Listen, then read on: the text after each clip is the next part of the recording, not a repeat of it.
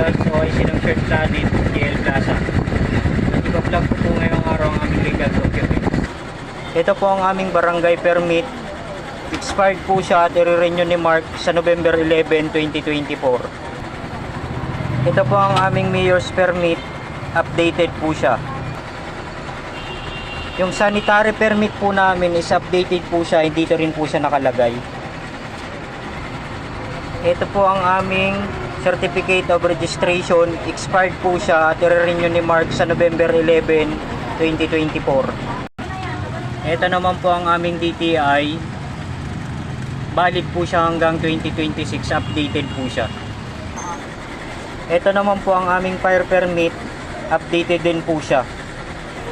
Ito po ang aming business plate permit. Expired po siya.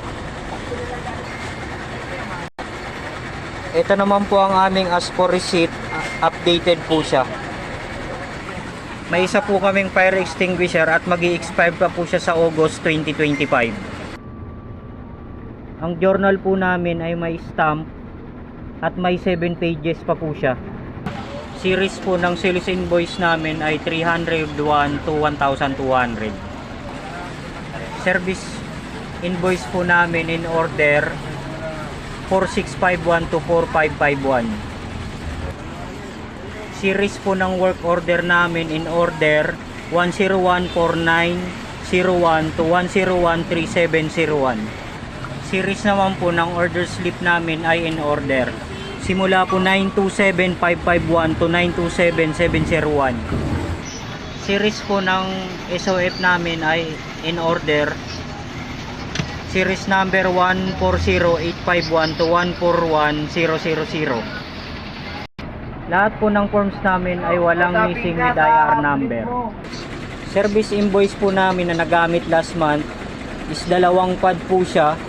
At ang inventory po namin is 3 at good po siya ngayong month lang po.